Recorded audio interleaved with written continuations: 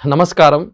ఈరోజు ముఖ్యంగా తెలంగాణ రాష్ట్రంలో స్థానిక సంస్థల ఎలక్షన్లపై ఒక సంచలనాత్మకంగా ముందుకు పోతుందనేది మనందరికీ తెలిసిందే.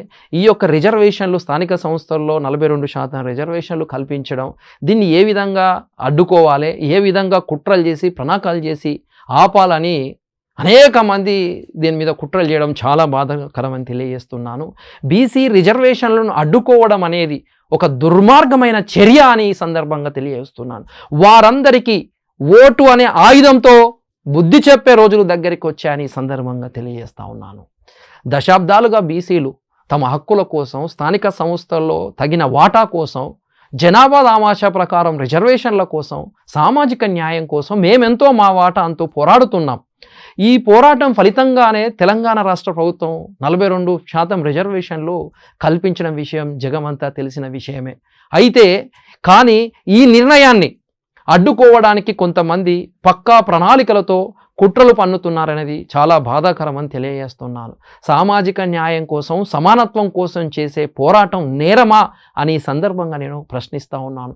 దశాబ్దాలుగా అణచివేతకు గురవుతున్న బీసీలకు ఈ అవకాశాలు సాకారం అవుతున్నాయని సంతోషంగా ఉంది. సామాజిక న్యాయం సమీపిస్తుందని సంతోషంగా ఉంది. కానీ ఈ అవకాశాన్ని దూరం చేయడానికి కొందరు కుట్రలు పన్నుతున్నారు.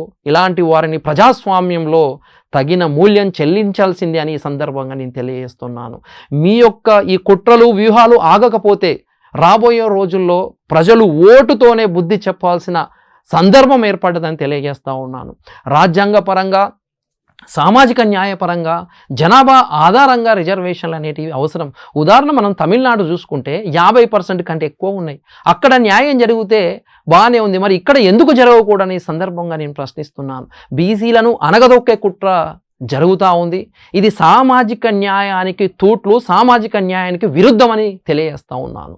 ఎన్నికల ప్రక్రియను అడ్డుకునే విధంగా రిజర్వేషన్లు నిరోధించే ప్రయత్నాలు జరగడం చాలా బాధాకరం.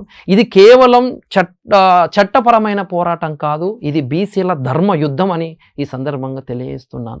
బీసీల హక్కులు కాలరాయడం అంటే ప్రజాస్వామ్యాన్ని దెబ్బతీయడం మాత్రమే వారి లక్ష్యంగా. దీని వెనుక ఎవరున్నారు, ఎంతమంది ఉన్నారు, ఎన్ని పార్టీలు ఉన్నారు అంతా రానున్న రోజుల్లో తెలుస్తుంది. బీసీ రిజర్వేషన్లను అడ్డుకోవడం వారి ప్రధాన ఎజెండాగా పోతా ఉన్నారు. వారికి బుద్ధి చెప్పే రోజు దగ్గర పడిందని ఈ సందర్భంగా తెలియజేస్తున్నాను. ప్రజలందరూ గమనిస్తున్నారు. ప్రజలు ఓటుతోనే వారిని శిక్షించే టైం కూడా వచ్చిందని తెలియజేస్తున్నాం. మనందరికీ తెలిసిందే, హైకోర్టులో కూడా వివాదం జరుగుతుంది. దీనిపైన కొందరు హైకోర్టులో పిటిషన్ కూడా వేశారు.